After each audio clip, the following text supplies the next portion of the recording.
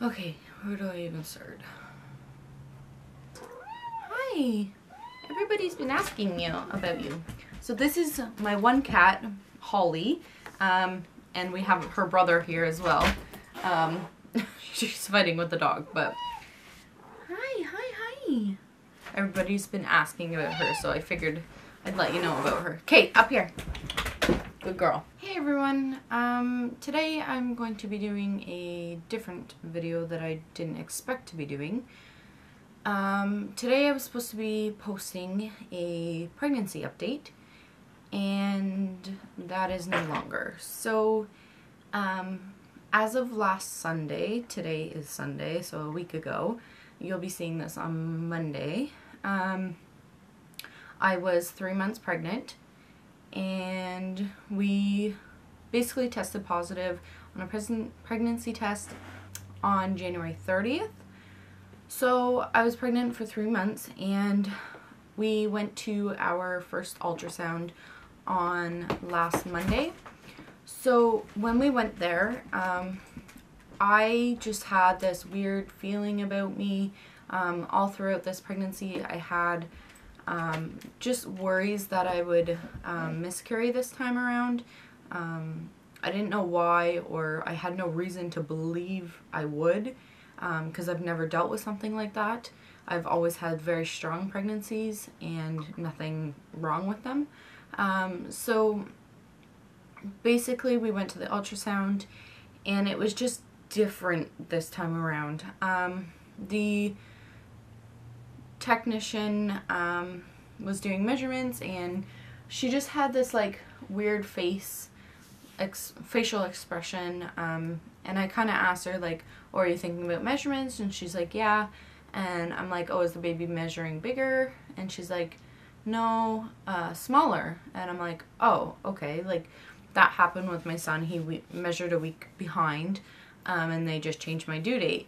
So I thought, oh, okay, like the baby's just measuring behind. Because I was 12 weeks along, she should have seen everything by just my stomach, like an ultrasound on my stomach. And she made me do my stomach, and then she let me go pee, and then she did an internal ultrasound because she said the baby was smaller, and she needed that close-up picture basically to get the accurate measurements. I knew at that point something was not right, because the baby should have been, even if it was a week behind or 2 weeks behind, it still should have been big enough to see through my stomach. At that point I was kind of like leery or whatever, but I'm like, okay, maybe it's just behind, maybe my date was off.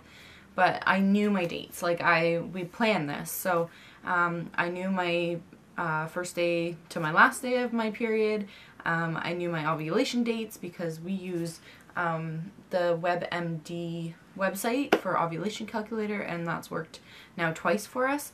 So I knew like my dates weren't that off. They could be a week off just because of like your body, but I knew it couldn't be like 2 or 3 weeks off.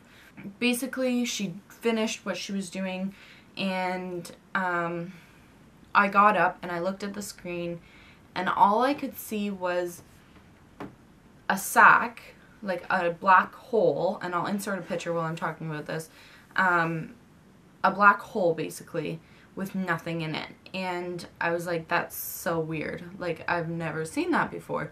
I'm like, where's the baby? So anyways, the technician could tell that I was like looking at the screen, so she goes, oh, this is a sac, this is the placenta, this is your uterus, yada yada yada, but she never mentioned this is the baby. So I'm like, that's so weird. And she let us leave without a picture or anything. She just said, you're gonna have to come back for the testing because you're not far enough along. And it's like, oh, okay, that's weird. So basically they let us leave, and we didn't hear anything that day. That day and that night was horrible for me. I knew there was something wrong, I just didn't know what at that point. And I basically just did some research that night, late in the night, and found out that it's basically a miscarriage, which is when you lose the baby at an earlier date and don't miscarry until a later date. So I had no signs of spotting or bleeding, so miscarriage wasn't even a thought in my mind. Well, it was a thought in my mind because that was what I was worried about, but it's not something that I actually thought was going to happen because I had to hit the 12-week mark. Looking on the screen, because Kyle did videotape a little bit of it, it said that the sac measured 7 weeks and 5 days, which means the baby had been gone for like 4 weeks or more, which is kind of, it's sad to know that, but it's almost good to know that because the baby wasn't far along and I didn't miscarry the baby at a later date. The baby has been gone for a long time, and now my body just needed to like expel the pregnancy basically. And I mean, it's a good thing because your body held on to that pregnancy, so your body is strong enough to hold a pregnancy. That's what gets me, is like, I'm thankful for that, but I'm also, you go through these emotions and it's just like, you go through sadness first, obviously, because you've been holding a baby, or you think you've been holding a baby for 3 months, and then all of a sudden you're not. And then you go through anger and why didn't my body just let the pregnancy go? Like, just do it so that I wouldn't have to go through this now. Like, well, why did it hold on to it this long? And then, of course, thankfulness, you know, accepting that this pregnancy is gone. So I took my one night basically to grieve. So that night, of course, I was sad, I was crying, I was upset, I was, you know, all the emotions, especially because of researching it all. And I had done my grieving process over that night. And first thing in the morning, that was Tuesday morning, I called my doctor and said to the receptionist, as soon as she gets a report from the radiologist, please call me. And it's funny because the radiologist never actually came in to see me. I just had figured out what happened. So when my doctor had called, well, actually the receptionist called me back, she said that I need to come in right away and that my doctor would like to see me. And I said, okay, well, I basically know what's going on. And she goes, oh, what's that? And I said, it's a miscarriage. And she said, yeah, something like that. So we go, it takes us like 40 minutes to get there. My appointment's like an hour from then. And we wait in the office, of course. And when I went in, my doctor says something to the effect of like, what happened or whatever. And what did the radiologist tell me? And I said, he didn't tell me anything. And I said, I just kind of figured it out on my own. So the first thing I asked her was, do we let my body miscarry by itself, or do we go in for a D&C? And she said, well, it's a little bit more complicated than that. So she went on to explain that I had patches in my uterus shown on the ultrasound that may suggest what's called molar pregnancy. A molar pregnancy is when a mass grows in your uterus because you've lost the baby. So it takes the place of the baby, basically. Because your body doesn't understand. This is the way I think it goes. I'm not sure if this is actually true or not, but the way I feel it is, because your body didn't expel that pregnancy, your body is still feeding that area, your uterus, so something needs to basically accept that nutrition. So a molar pregnancy is a mass or a tumor in your uterus that is growing just as a baby would. So your belly is still growing. That's why I thought I was having a baby, you know. A molar pregnancy can be a complete molar pregnancy or a partial molar pregnancy. I believe a complete molar pregnancy is when something to do with there's 2 X chromosomes and only 1 Y chromosome. The baby never grows, and then it transfers into a molar pregnancy. With a partial molar pregnancy, there's 2 Y chromosomes and 1 X. That is when 2 sperm penetrate the egg, and there's basically double the amount of chromosomes. So in my case, we believe that it's a partial pregnancy, which is a good thing, because it's the one that has the least risks involved. With a complete molar pregnancy, it could have a disease. I think it's something triblastis disease or something. I don't know the exact word. But then that can also lead into cancer. Whereas the partial pregnancy has a smaller risk of that happening. I went to see my gynecologist on Thursday, and she basically told me that we're going to do a DNC. That is actually tomorrow. When you guys are seeing this, I'll be going in the next day. And she said that my pregnancy blood levels were very low for this condition, which is a good thing. The reason why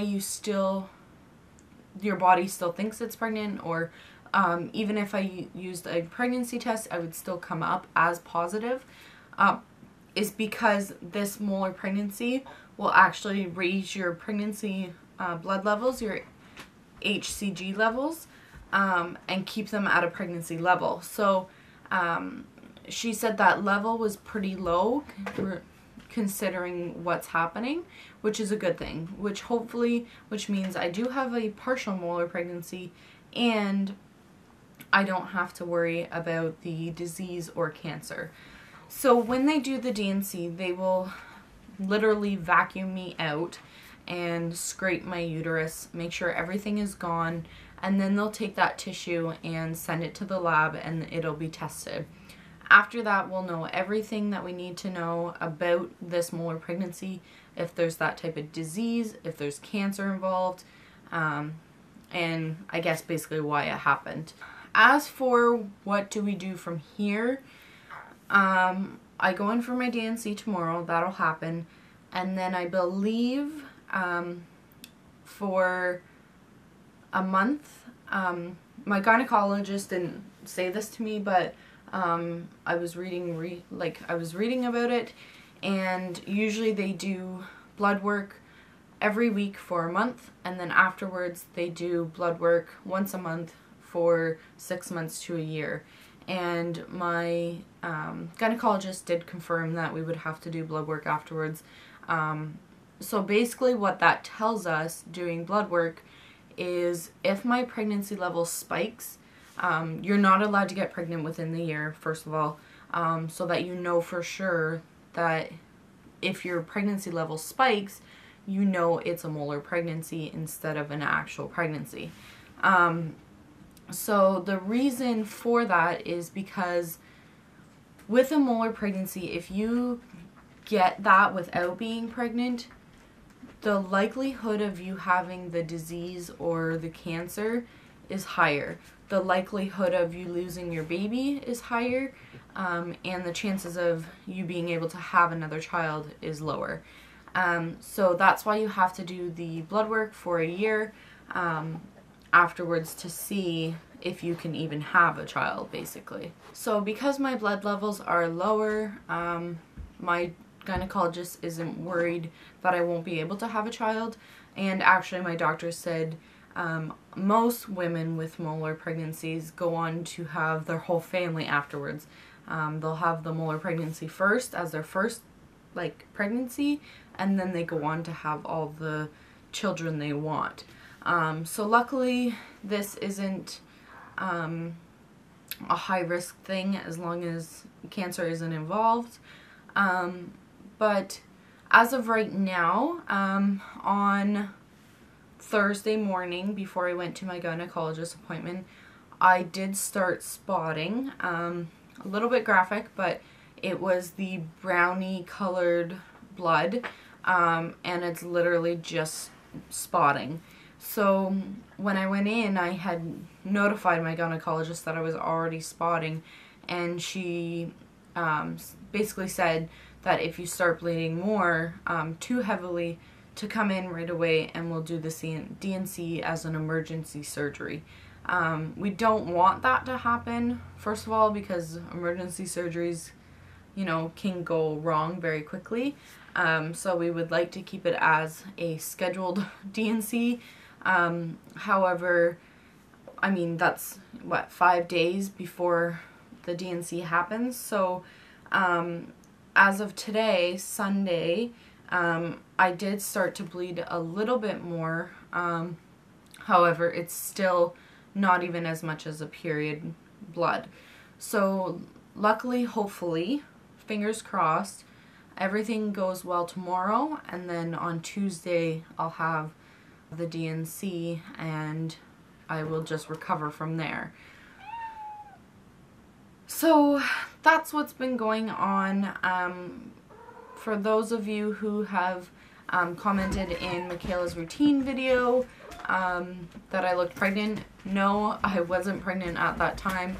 I just had gained a lot of weight. We were eating horrible, and I actually went on a diet and lost almost 15 pounds before I got pregnant, because I didn't want to start off my pregnancy with a higher weight.